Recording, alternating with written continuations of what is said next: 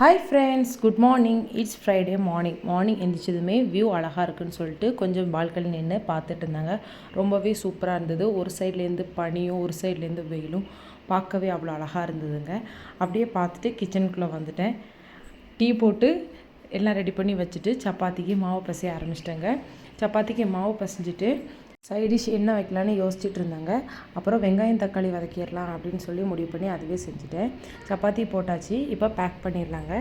Chapati first போட்டு back பண்ணி எடுத்து வச்சுக்கிறேங்க. ஃபஸ்ட்டு என் ஹஸ்பண்டுக்கு பேக் பண்ணிக்கிறேன். அப்புறம் எனக்கும் சப்பாத்தியை நான் பேக் பண்ணிக்கிறேங்க.